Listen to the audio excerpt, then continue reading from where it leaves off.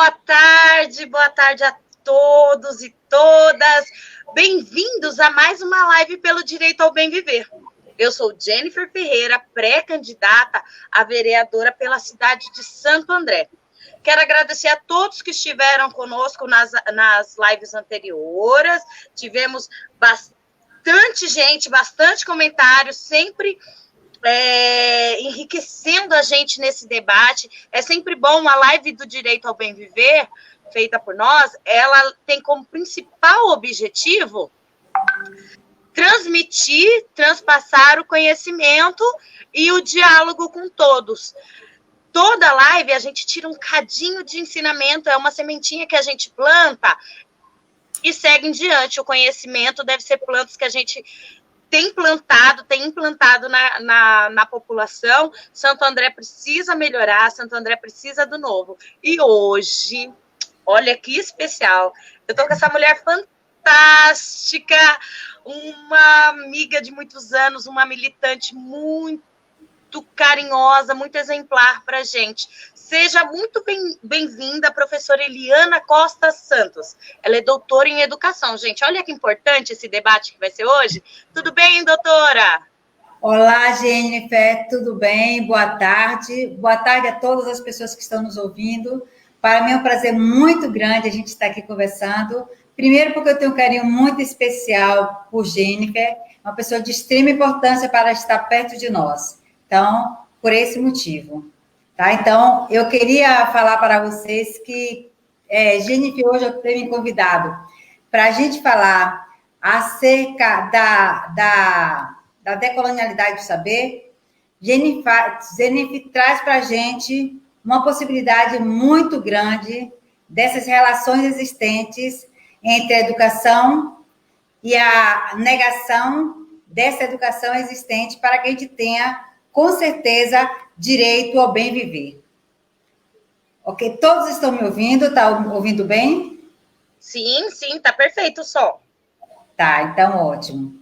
Então, Jennifer, eu gostaria primeiro, diante da gente começar a falar um pouquinho, eu trazer um poema de Jeane Andressa, que é uma feminista negra, tá? Esse poema é para, inclusive, nos trazer para próximo de nós e pensar que a gente não está só. Você não vai estar nunca só, Jennifer, e ninguém do público que vai nos ouvir falar de decolonialidade está só, porque a gente vem carregando toda essa nossa ancestralidade, tá? Então, esse poema é de Jeane Andressa. Vem, filha, senta aqui. Pare de se doar um pouquinho. Hoje, você não está para ninguém. Hoje é você quem vai receber. Vem, filha, senta aqui. Hoje, formamos um ciclo ao seu redor. Hoje, você está sob nosso cuidado, nossas rezas, nossas energias. Hoje, nesse ciclo, quem recebe a cura é você. Vem, filha, vem, senta aqui. Somos suas avós, bisavós, tataravós, e as que vieram antes delas. Somos tantas, somos muitas. Somos o feminino, raiz da árvore, que hoje você representa em flor. E celebramos sua voz, sua fala por nós. Sua atitude que nos liberta, é ela que a gente celebra. Seu sentimento, que é nossa alma. Suas palavras, que são nossas sabedorias. Sua coragem, que é nossa continuidade. Hoje, deixa-se abraçar. Vem, filha, vem, senta aqui. Somos as anciãs. Feche os olhos, portanto, por 5 segundinhos e nos receba. Senta, vem, senta aqui e nos ouve. Obrigada. Um poema de Jeane Andressa. A gente traz esse poema para que eu possa falar do meu lugar de fala, tá? Meu lugar de fala é de uma mulher antirracista, tá? É uma mulher pesquisadora de etnomatemática, doutora em educação. Eu pesquiso as etnomatemáticas das culturas africanas e quilombolas. Sou soteropolitana, docente da Unilab e professora associada da ULAM, que é a Universidade Luiz de Anconde, universidade em Angola.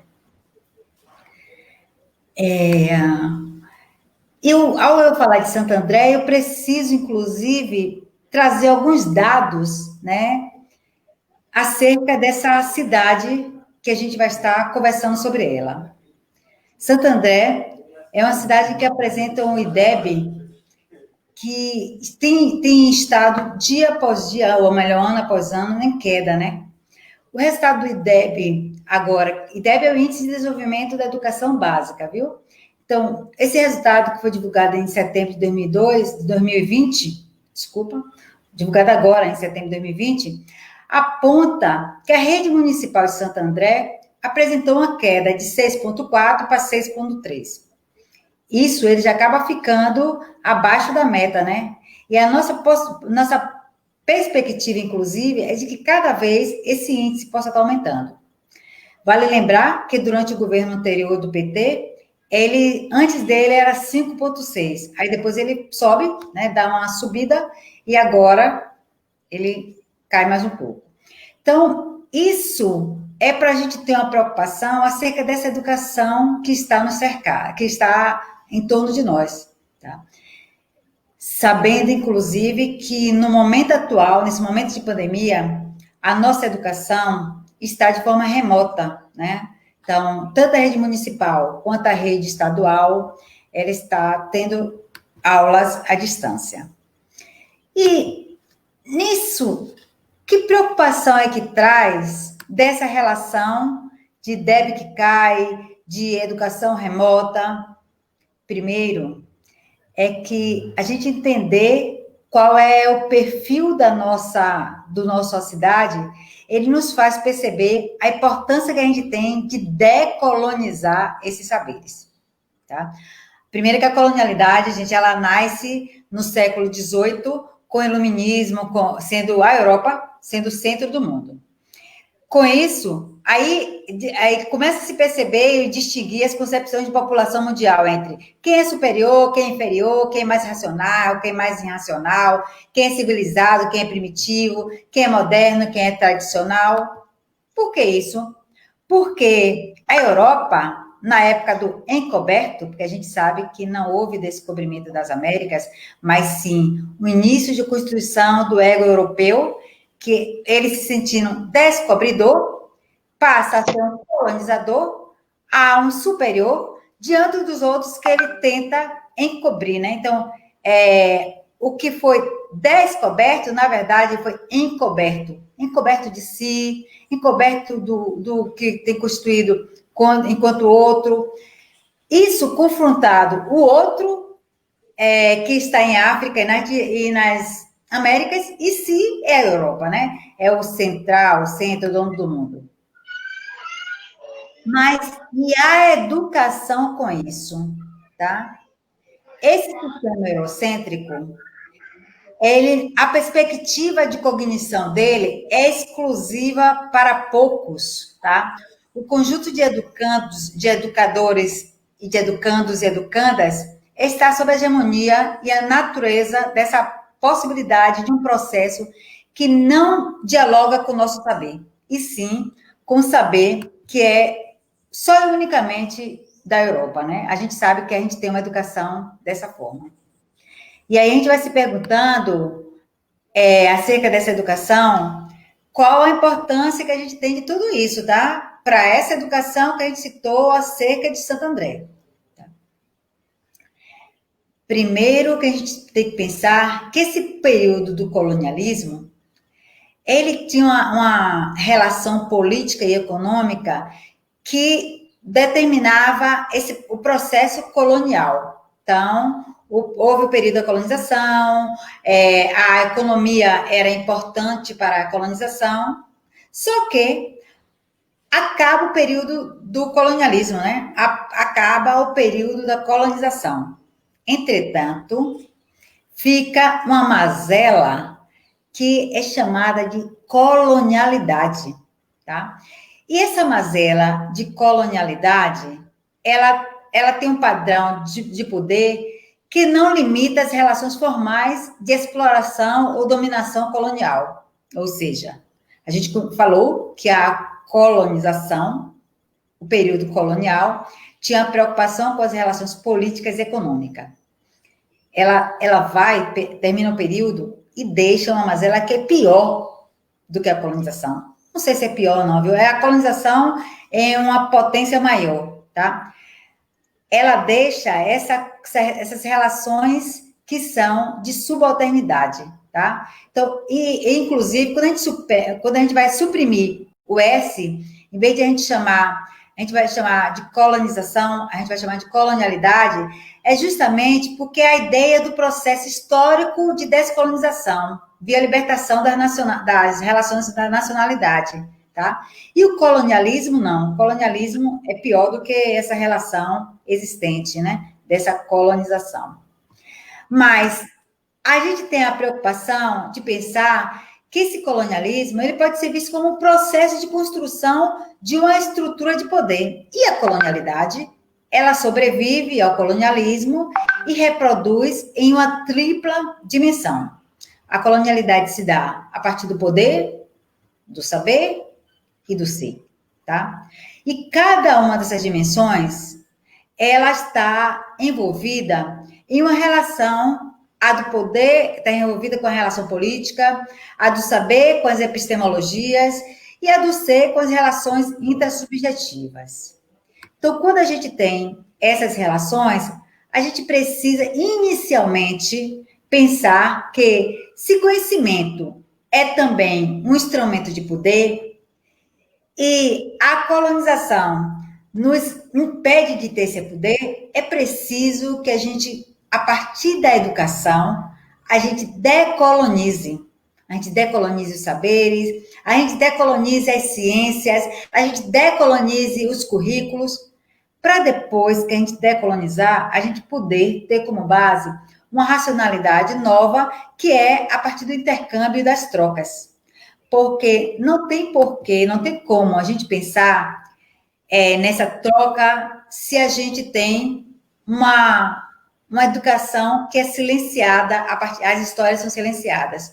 Então, a gente precisa, para a gente decolonizar, a gente precisa reconstruir história silenciada. A gente precisa perceber as subjetividades reprimidas.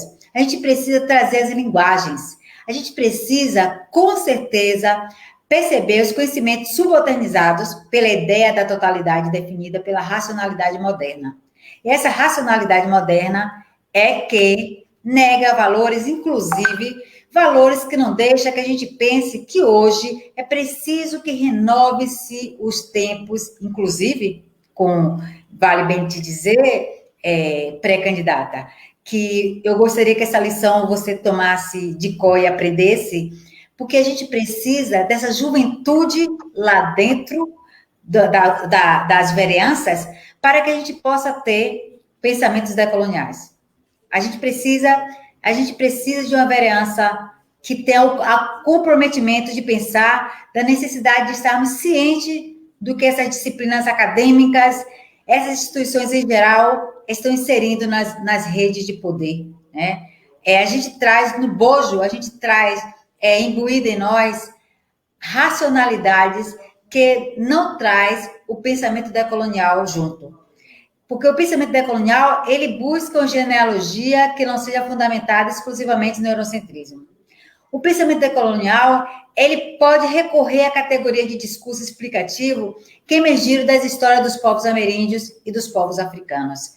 E é a partir dessa visão que a lógica da colonialidade, ela pensa em nos destruir, porque ela está pautada no patriarcado e no racismo. Ela está pautada na opressão, está pautada na negação.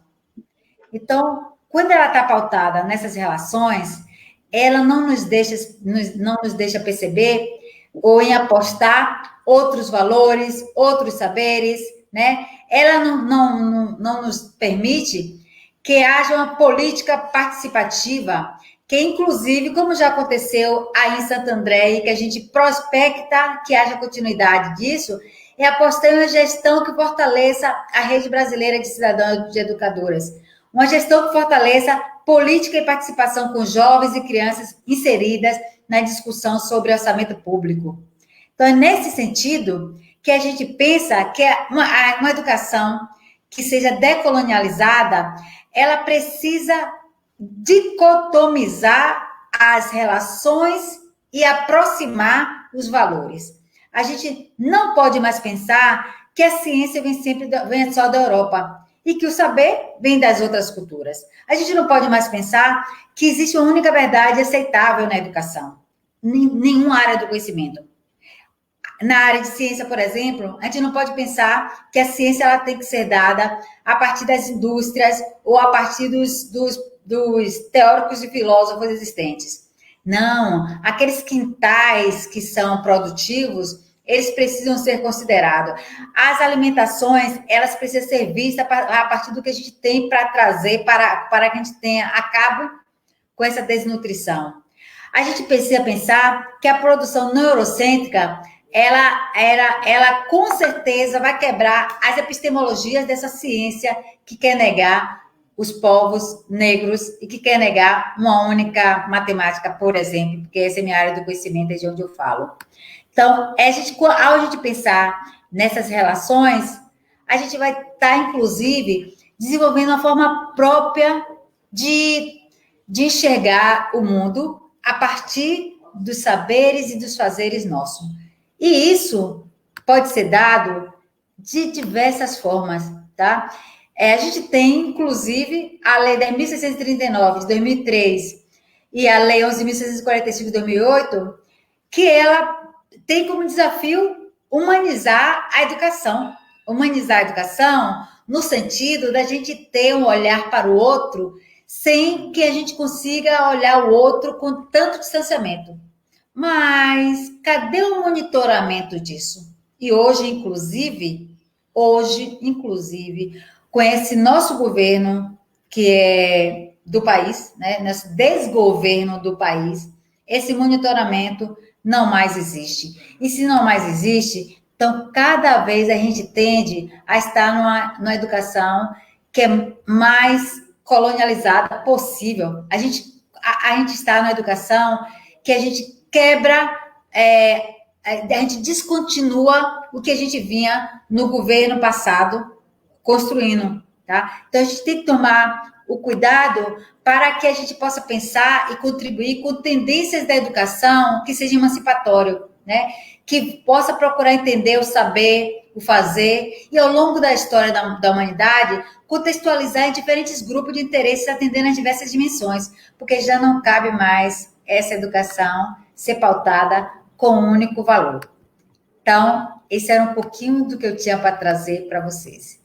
E agora eu fico totalmente aberta para quem possa responder a partir dos questionamentos, a partir dessas interlocuções, porque falar com vocês só interessa se for para ouvi-los, né? Então, que seja um diálogo entre nós. Muito grata.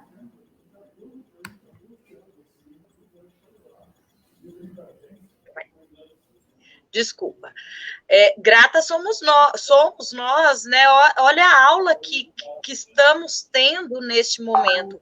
A pandemia veio aí e deu um breque muito extenso na educação do Brasil, né? A educação está praticamente paralisada.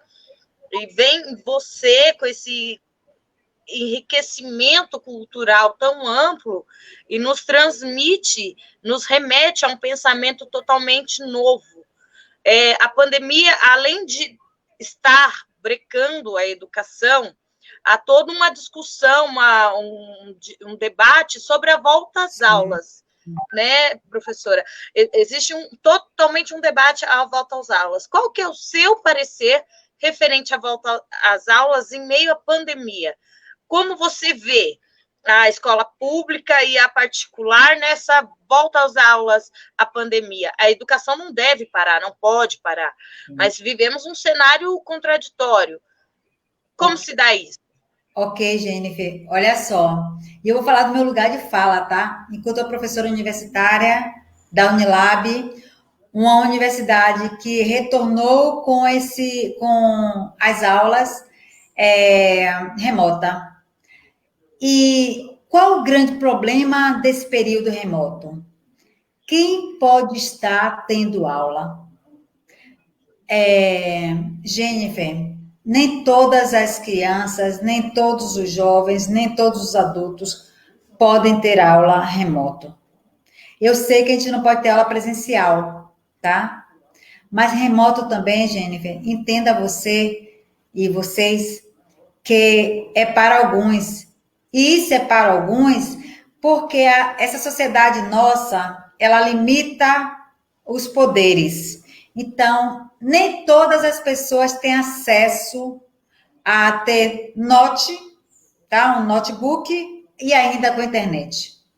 Eu entendo que as pessoas não podem ficar sem aula, mas também entendo que esse período remoto não é para todos.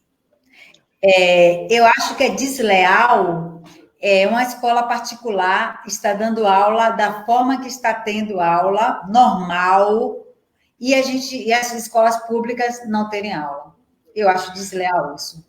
Mas eu também acho desleal que um estudante da mesma escola, às vezes no mesmo bairro, um tenha aula e o outro não consiga ter aula.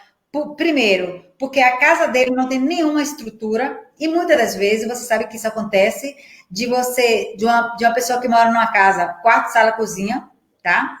E com várias pessoas dentro de casa, ele não vai conseguir acompanhar essa aula quando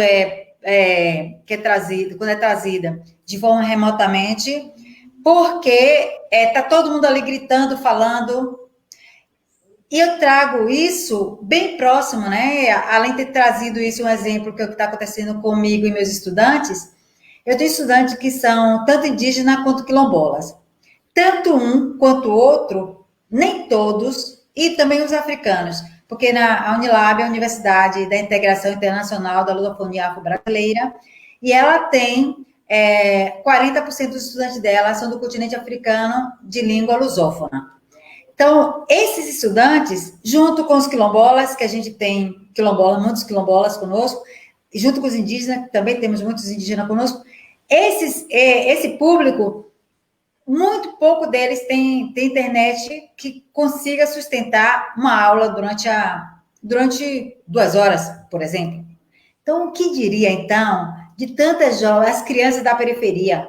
Eu estou falando das nossas crianças. Estou falando das nossas crianças da periferia. Não estou falando das nossas crianças do centro, não. Essas crianças do centro conseguem acompanhar tudo. Mas as da nossa da periferia, a gente tem, quanto educadora, repensar esse processo, repensar no que ser feito, né? E uma alternativa possível, e que é super possível, é de que se coloca remotamente, dá acesso para eles. Porque o que aconteceu? O que acontece? Há escolas públicas que estão subsidiando os estudantes que não têm condição com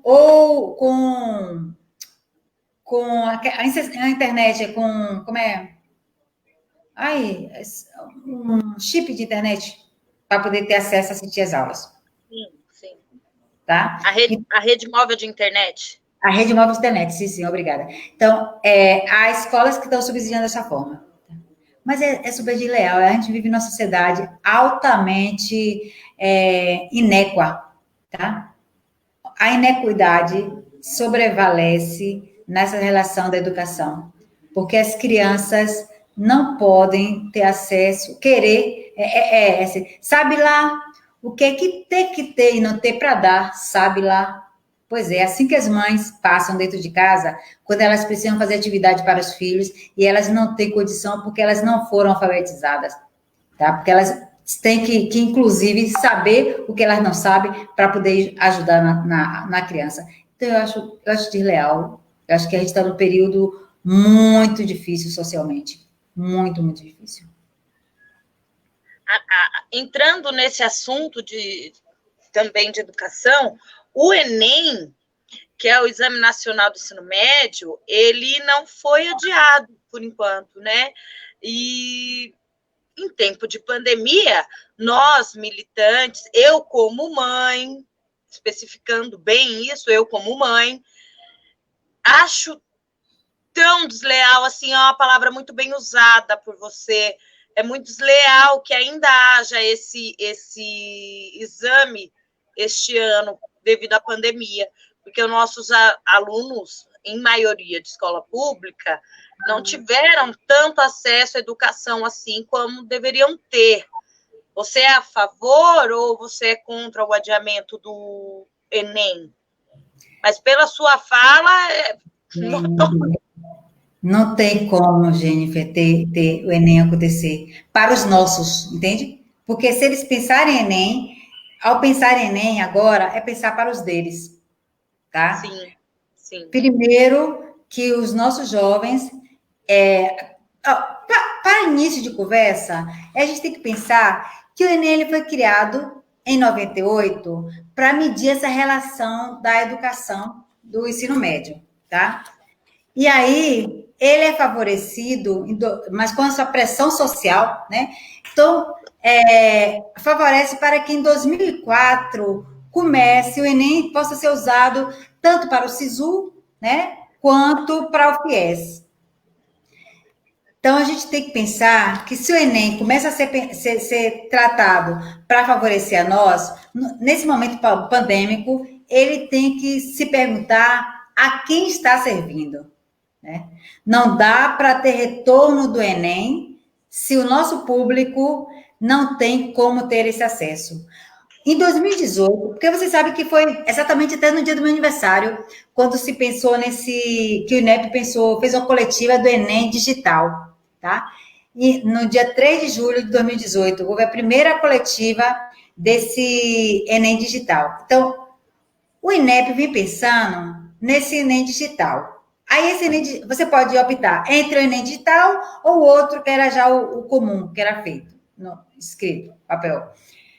Só que um ou outro só desfavorece a gente. Eu estou dizendo a gente, nós negros, tá? Primeiro porque, se for digital, o CETIC, que é o Centro de Desenvolvimento da Informática, ele aponta que, em 2018, ele aponta que 72% dos estudantes das escolas públicas tinham internet e computador com acesso, em detrimento, desculpa, escola pública o quê? Se fosse pública seria maravilhoso. Escola particular, tá? Em detrimento a 28%. Então, quando ele traz isso desde sempre, ele está nos dizendo que a gente já anda desfavorável só para estar concorrendo a esse Enem que seja digital.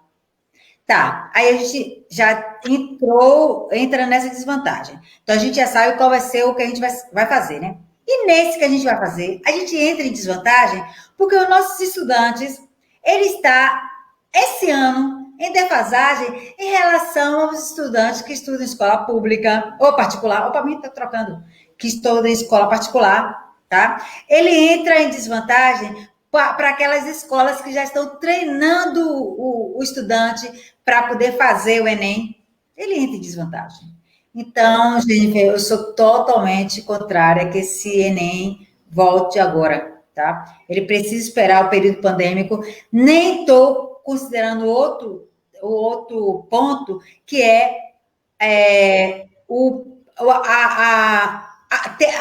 muitos dos nossos estão afetados psicologicamente, porque é família que fica doente e não tem hospital particular para poder colocar no outro dia e ter aparelho suficiente. Nossos que ficam doentes porque pai, mãe, tio, avô, irmão estão desempregados, porque essa pandemia fez isso com muita gente.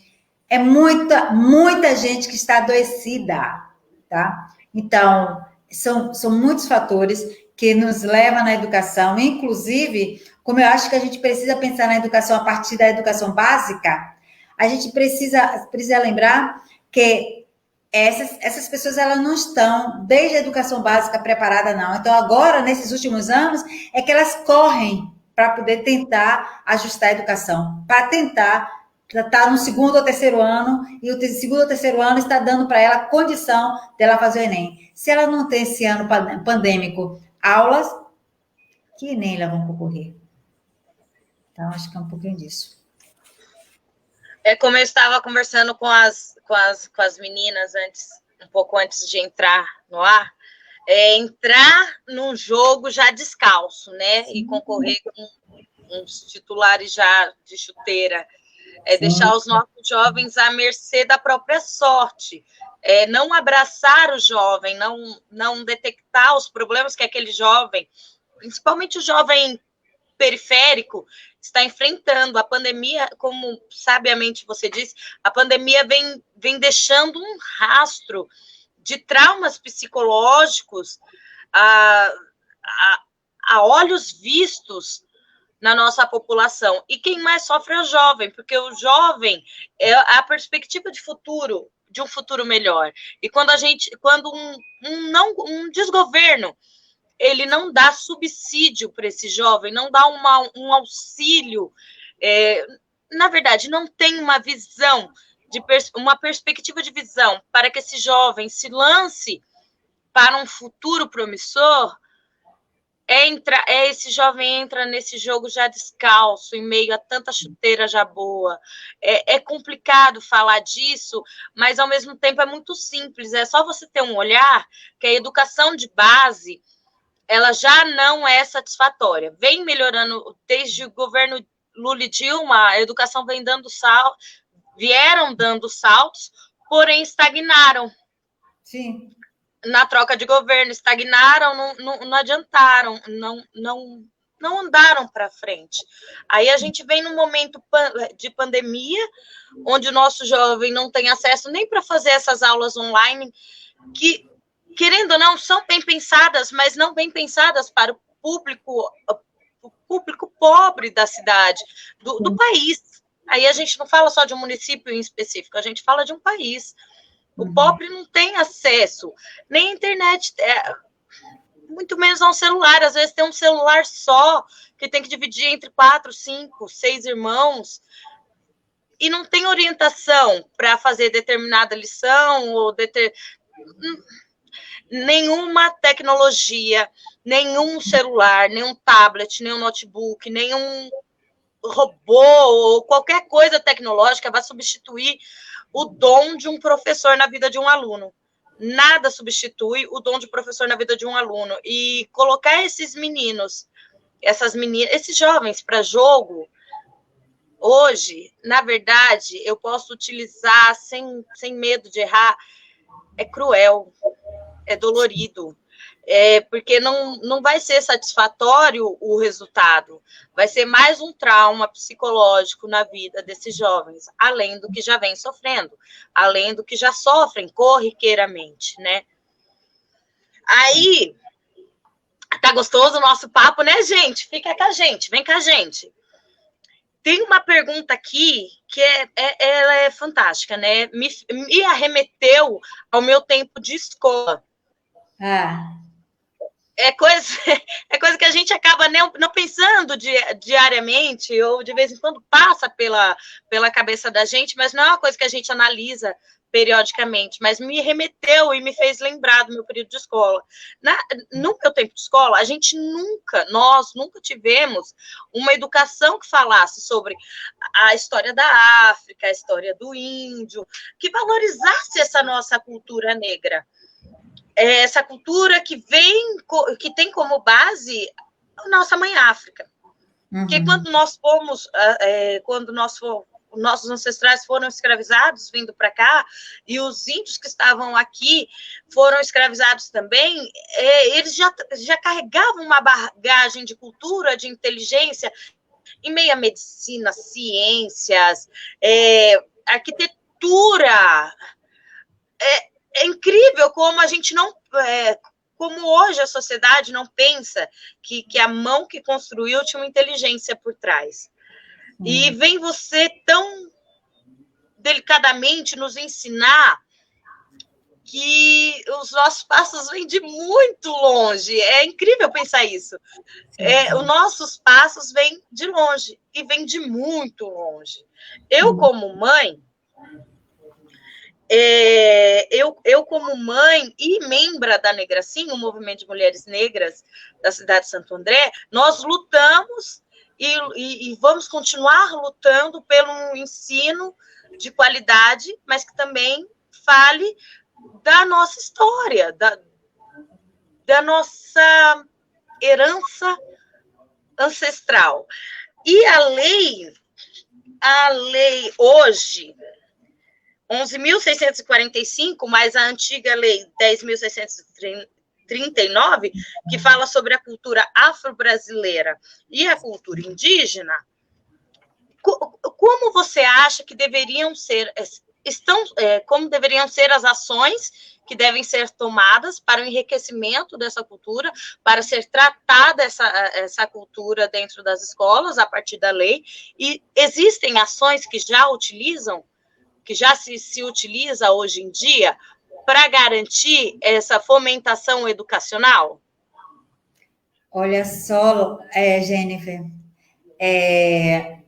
a sua fala toda é uma fala de alguém que pede que essa educação seja decolonizada, tá?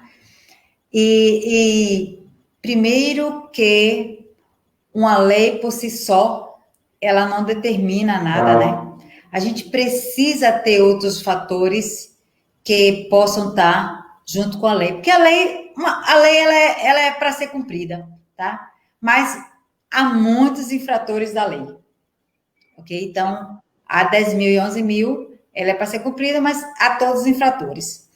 E ela pode ser cumprida assim, mesmo quando as pessoas buscam essa dificuldade, porque, inclusive, quando essa educação nossa, que é eurocêntrica, essa educação nossa, que é colonializada, ela pode ser tratada a partir do afrocentrismo, a afrocentricidade. A afrocentricidade, ela não significa que a África vai ser o centro único do universo, tá? Não. Diferente do eurocentrismo. O eurocentrismo, ele faz com que a educação seja toda em volta da Europa. Observe quantos anos a gente tem de estudo da educação africana, de estudo da educação brasileira e quantos a gente tem de Europa. A gente sabe muito sobre a Europa, ainda hoje, tá? Então, por que a gente precisa ter essa preocupação? A gente precisa pensar na educação onde esses saberes, isso que eu acabei de colocar acerca da colonialidade, tá? Esses saberes e fazeres tenham como base outros princípios, mas não apenas a Europa. Não é negar a educação europeia. É dizer, a educação europeia é dada e agora a gente precisa ter também outros viés, outros olhares. E é isso que a afrocentricidade traz. A afrocentricidade, ela estabelece perspectiva de que é possível um pluralismo de cultura sem hierarquias. Então, ela exige que tenha uma igualdade cultural e respeite essa igualdade cultural. Possui uma perspectiva que é de formação de professores que reconhece o cenário local, o nacional e o internacional, que a gente pensa que é aquela coisa de a formação que tenha como base a uma educação que seja glocal. O glocal, tá? Que Roberto Sidney Macedo, que é o professor daqui da UFBA, traz, ele traz que você precisa olhar o local com a visão geral, ou olhar o geral com a visão local, tá? Isso por quê? Porque a gente pode, sim, tratar a lei de 1639 ou a 11.645 em sala de aula a partir de todas as formas. Eu penso a partir da matemática, né, que é a minha área de conhecimento, a partir da etnomatemática, que é pensar a matemática a partir da cultura local. Se eu penso a matemática, por exemplo, tá? Se eu penso a matemática para as costureiras, eu vou se eu vou trabalhar com a matemática com as costureiras no EJA, por exemplo, aí eu vou pensar uma matemática que tenha como base o corte, costura, o fazer dela, modelagem. Se eu vou pensar uma matemática que seja para os pedreiros, eu vou estar pensando uma modelagem que tenha medição, que tenha equilíbrio. Se eu vou pensar na matemática que seja para os jogadores, eu vou pensar na matemática que tenha como visão as visões de campo, centralidade, dimensões. E isso, aí você pode perguntar, mas, professora, como é que eu vou fazer essa multiculturalidade dentro de uma sala de aula com tantos alunos? Pois é. Primeiro, que a gente tem que aprender a tal da auditiva, tá? A gente precisa aprender a tal da auditiva. E tem escolas que é possível isso quando você começa a acostumar a primeiro saber quem é o público que você tem. E é isso que a autenticidade faz. A autenticidade diz exatamente isso. Estabeleça a perspectiva que seja possível pluralismo. Vamos ouvir, vamos saber, vamos começar a aula hoje com um grupo de 5 contando como é que foi a vinda dele daqui de casa até aqui, para eu começar a falar de trajetória, para eu poder falar de equação. Ele pergunta o que ele falou, que ele viu na sala, no caminho. Aí um disse que viu prédios, o outro disse que viu casinhas. Aí eu posso dizer para ele, como é que eu posso equacionar isso? Em vez de começar a falar, por exemplo, de uma equação, começar a falar a partir de fórmula, eu pergunto isso a ele e digo que equação é só de equidade, e ação. Eu vou equilibrar. Se eu tenho duas cidades, dois bairros que um passou e viu coisas grandes em um e coisa menor no outro, para equilibrar isso aí, eu preciso fazer com que o conhecimento de um local esteja no outro. Tá? Então, é esse que é o princípio da autenticidade. Tá? Não o saber que seja voltado para uma única cultura. É a gente pensar nesse pluralismo, nessa diversidade, nesse reconhecimento, e que eu acho que isso precisa começa a ser discutido desde a educação básica. E eu insisto, inclusive, a gente está agora em processo, desculpa, porque eu sei que não foi talvez essa intenção, mas eu enquanto educadora, formadora de opinião, preciso trazer, a gente está em período político, tá? Aí a gente precisa começar a pensar que quem quer que vá, quem quer que ganhe essa eleição, as pessoas que ganharem essa eleição, precisa ser pessoa comprometida com a educação, que seja comprometida com os valores das mulheres, que seja comprometida com os valores negros, e que eu aponto, inclusive, porque essa é uma população, uma parte da população que precisa ser ouvida.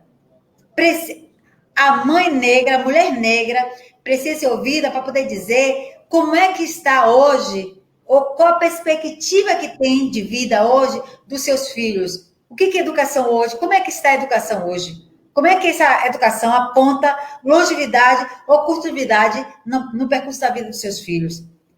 Então, essa educação, Jennifer, que você me pergunta, ela pode ser usada a partir de todos os valores, inclusive dos valores que são trazidos de casa para dentro da escola. É preciso que a gente saiba disso, a gente saiba quem são o público que está lidando, que a gente ouça as crianças a partir da religiosidade dela. Ah, mas um é evangélico, e o outro é de candomblé, e o outro é de umbanda, e o outro é protestante, e o outro é católico. Pois é, eu preciso ouvir todo esse público e com os saberes de todo esse público, eu poder ter um diálogo dentro da sala de aula com várias áreas do conhecimento. Isso aí é respeito ao outro. Isso aí é pensar na educação decolonializada. Isso aí, com certeza, é aplicar a lei 10.639, porque diz pra gente que haja estudo de história e cultura africana, mas também é ir além disso. É pensar na educação para as relações étnico-raciais. E pensar na educação para as relações étnico-raciais é respeitar o outro como o outro merece ser respeitado. É a gente conseguir ter na pauta do dia, a gente ter um currículo que seja muito mais próximo das nossas realidades. Acho que eu... Uau! Uau! Fantástico, fantástico, fantástico. Realmente, quando a gente respeita o outro, a gente se engrandece ainda mais, né? Quando um abraça o outro, eu digo não abraçar, de abraçar mesmo, eu digo de abraçar a cultura, respeitar e saber que tudo tem o seu determinado valor para a nossa história, nossa, fantástico, fantástico. Chegou uma pergunta aqui para a gente, professora, e tem uma galerinha querendo saber mais sobre a sua trajetória acadêmica. Fala sobre a Unilab para a gente. Aí eu vou entrar, aí daqui a pouquinho eu vou entrar num repertório só nosso aqui. Fala sobre a Unilab para a gente. Ok. A Unilab é a Universidade Internacional da Lusofonia Afro-Brasileira. Ela nasce das relações da sociedade, né, do movimento negro, que reivindica que haja uma educação onde haja um intercâmbio entre brasileiros e internacionais. Eu digo sempre que é uma ação afirmativa, sabe? Eu digo sempre que a gente pagar um pouquinho mesmo, do débito que a gente tem com o continente africano. Aí a Unilab traz os estudantes do continente africano, eles vêm estudar na Unilab, e tem também, né, eu falei que tem esses africanos, mas a gente também tem hoje, a partir de editais, que foi suspenso, né, não sei se vocês ouviram que no ano passado, a reitoria suspendeu e a gente está na briga de tentar voltar, a partir de um programa de ação afirmativa, de tentar voltar editais para quilombolas indígenas. E quilombolas indígenas, agora a gente tenta quilombolas indígenas LGBTQI+, trans, a gente tenta trazer todo esse público, e mais ciganos também, trazer todo esse público para dentro da Unilab. Porque a Unilab, ela nasce com a perspectiva, com 13, né, de integração, internacionalização e interiorização, tá? Por isso que ela nasce no interior, tanto de Redenção quanto de São Francisco do Conde, que é aqui uma cidade aqui na Bahia. Então, ela nasce nesses interiores. E aí nós temos o curso de Pedagogia, Sociologia, a gente só tem Matemática lá no campo de Redenção. Aqui a gente tem Psicologia, Sociologia, Pedagogia, História, Relações Internacionais, acho que só, e BHU, que é o Bacharelado em Humanidades, né? Essas são as áreas. E eu gostaria muito que o público que estiver interessado, que tente conhecer a Unilab, e quiçá, né, venha estudar na Unilab, ou quiçá, né, venha trabalhar na Unilab. Que maravilha, né, gente? Nossa, estar com você hoje é extremamente gratificante, mas eu vou guardar essa parte para daqui a pouco. A Bahia e o Rio de Janeiro são os estados onde tem o maior número de pessoas negras habitando. Só que a Bahia nunca teve um prefeito ou uma prefeita negra. E esse cenário de política atual vem com uma candidata e uma vice-candidata à prefeitura negra. Olha que fantástico! Como é enriquecedor saber que nós estamos ocupando espaços, nós estamos em uma batalha, em uma briga, e que finalmente nós temos representatividade. Como você está vendo esse cenário político atual? Olha só, esse cenário é de disputa muito forte, né? Até mesmo porque agora foi uma proposta de a gente ter o máximo de mulher negra nas prefeituras de todos os estados, né? E aplacou, né, em algumas prefeituras. E uma delas foi aqui na Bahia, que até então a gente não teve ainda, nunca tinha tido. Imagine você, uma cidade tão negra, e poucas mulheres estão no poder, e nesse poder político partidário. Então, para nós é muito gratificante. A gente sabe que vai ser uma disputa dificílima, né? Isso porque o racismo estrutural, e eu tenho discutido muito no campo dessa colonialidade e da colonialidade, né? E faz com que a gente não se perceba dentro desse processo, tá? A gente não se perceba que a gente é parte desse processo. Então, a gente cerceia nossa possibilidade de estar lá dentro. A gente cerceia vozes e falas. A gente cerceia, inclusive, o que a gente tem de mais poderio que seja, que é a representatividade. E aí é a hora da gente dizer, agora é a nossa vez. Agora é a nossa vez, porque já foi por muitos e muitos anos deixado para que os outros falassem por nós. Já foi por muitos e muitos anos deixado para que os outros determinassem o caminho que a gente teria que ter. agora as mulheres têm que estar no poder. E vamos lá, né? Vamos lá, porque eu, particularmente, só apoio mulheres negras, e tanto para prefeita quanto para vereadora, né? Esse é o meu caminho. Eu acho que a gente precisa estar lá. A gente não precisa estar só na Bahia, não, viu? A gente precisa estar aqui na Bahia, a gente precisava estar aí em São Paulo, e como a gente não vai estar, a gente precisa estar com a vereança composta com esse povo, com a vereança composta com esse povo, porque se a gente não tem a vereança composta por aqueles que nos representam, e representatividade é tudo. Se a gente não tem quem nos represente, com certeza a nossa voz vai ser do outro. E a voz do outro não vai dizer o que a gente quer. Tá? Então, a gente precisa tomar cuidado, inclusive, porque agora é o momento. Ou agora a gente coloca quem a gente acredita, e a gente precisa colocar nessa vereança, tanto aqui na Bahia, quanto no Rio de Janeiro, quanto em São Paulo, quanto qualquer que seja o estado. A gente precisa ter a preocupação de estar colocando as representatividades da juventude, a representatividade da mulher negra, a representatividade do povo, que a gente possa estar dando crédito. Não dá mais para aqueles que são de carteirinha, político de carteirinha, estarem continuando. Porque se os políticos de carteirinha não fizeram até hoje, quando eles irão fazer? Então, sinto muito, mas eu quero uma educação que traduza meus valores. E eu avalio que a educação que vai traduzir meus valores só é uma educação feita por aqueles que eu acredito neles. Só vai ser feita pela educação por aqueles que são nossa representatividade. Sem representatividade, a gente não existe. Uau! Fato, fato. Sem representatividade, a gente não existe. A gente não segue, não caminha, não caminha. Gente, a gente está chegando mais um fim da... Nossa, eu estou encantada, É uma aula maravilhosa que a gente teve com a professora Eliane.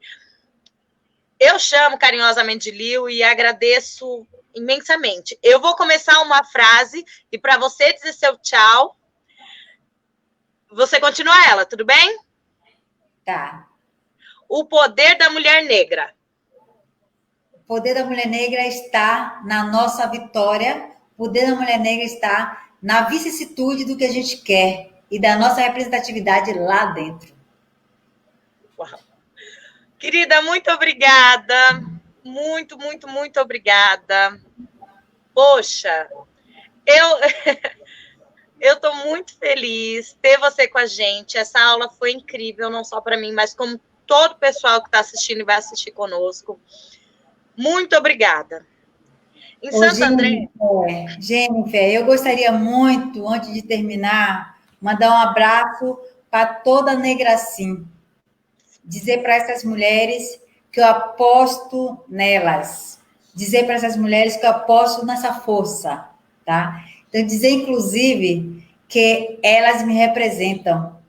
Se elas estão aí, então elas estão ouvindo. Se elas não estão, você leve para ela esse meu abraço, tá? E que, com certeza, eu acredito muito em Wakanda e sei que a gente precisa ter essa proximidade com essa força existente, tá? E a Negracim me diz isso. A Negracim, sim. Negracim não é não. Negracim é sim. Obrigada, professora. Obrigada mesmo. Eu vou tentar continuar aqui. Em Santo André nasce um novo, gente. Nós estamos em um tempo onde o empoderamento feminino se faz presente, onde nós, mulheres, estamos cada vez mais em busca da nossa voz ser ouvida.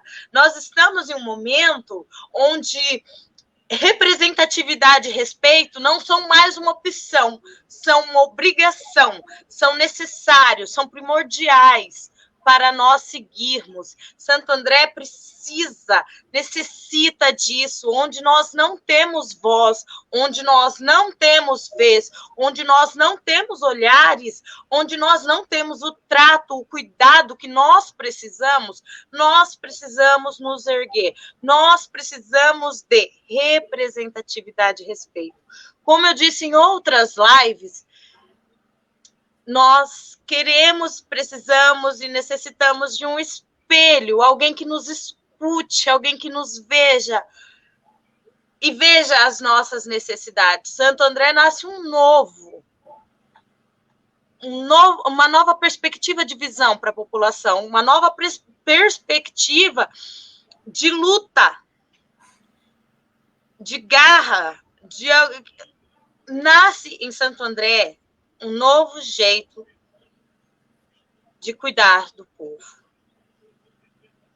Estar com vocês hoje, estar com a professora Eliane, nos enriqueceu muito e nos enriquecerá além do que a gente necessita, além do que a gente precisa, além do que a gente esperava. Nós temos que seguir em frente. Eu vou deixar para vocês hoje a indicação de um filme, onde esse filme vai falar de uma maneira... Eu não vou dar spoiler, eu vou apenas dar indicação e falar que quando uma mulher negra se empodera, ela empodera todo um grupo, ela empodera todo ao seu redor, e que quando ela se coloca posturada, ela muda histórias, muda páginas, livros, cidades, países. Nós temos nas mãos como mudar cidade, países e o mundo, se a gente quiser. O nome do filme é Estrelas Além do Tempo. Estrela Além do Tempo. Ótimo. Pesquisa lá, tem na internet, tem no YouTube, quem tem Netflix tem na Netflix, tem várias plataformas aí. Dá uma procurada, dá uma assistida nesse filme. Qualquer coisa, manda inbox, a gente responde, a gente debate um pouco, e na próxima live a gente fala um pouquinho desse filme e já dá outra sugestão também. Eu venho aqui, tá terminando, gente, infelizmente. Se eu pudesse ficar com essa mulher maravilhosa a tarde inteira conversando, batendo papo e aprendendo. Mas, infelizmente, a gente só tem 1 hora de live. Quando eu aceitei esse desafio de ser pré-candidata a vereadora pela cidade de Santo André, eu não imaginava o quão enriquecedor seria. Eu não imaginava quantas pessoas olhariam para mim, quantas pessoas buscariam em mim o seu espelho. E a gente tem colhido alguns frutos desta campanha, a gente tem colhido alguns frutos desse caminho, nesse caminhar. E eu estou falando para você de casa, para você, cidadão andrense, que quando me colocaram nesse desafio, eu, como mulher negra, jovem, mãe, solteira, filha, irmã, prima, amiga, vizinha, eu não tinha ideia do quanto a nossa cidade necessitava de ser ouvida. A cidade, eu digo os munícipes, nós precisamos ser ouvidos, nós precisamos ser ovacionados, a gente precisa ser notado, porque quando o representante não nos olha, não nos vê, não é a nossa voz, não é a nossa mão, não é o nosso braço que ele puxa para se erguer, a gente vê que a gente não tem representatividade. E na Câmara dos vereadores da cidade de Santo André, nós não temos representatividade, nós não temos pessoas que nos olham, nos veem. O munícipe está cansado de gritar para ser ouvido. Ele quer ser ouvido no diálogo, no debate, no aprendizado. Todo mundo tem um pouco a ensinar e todo mundo tem muito a aprender.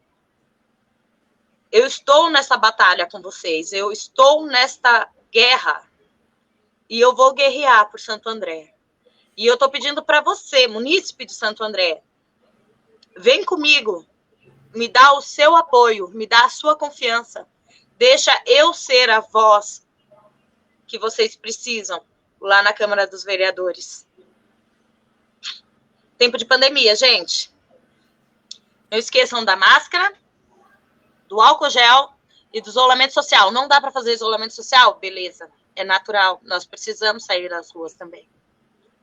Mas tenta manter um distanciamento das pessoas, lave muito bem as mãos, use álcool gel, não tire a máscara por nada. Se cuide para que nós possamos cuidar das nossas famílias. Em Santo André nasce o novo. Eu sou Jennifer Ferreira, pré-candidata a vereadora pela cidade de Santo André. Luto pelo direito ao bem viver de todos. E trago comigo como candidata a prefeita da cidade, Beth Sirac e Morgana. Vem comigo. Deixa eu ser a sua voz na Câmara dos Vereadores. Muito obrigada, gente. Até a próxima live pelo direito ao bem viver de todos. Grande beijo. Tchau, tchau. Tchau.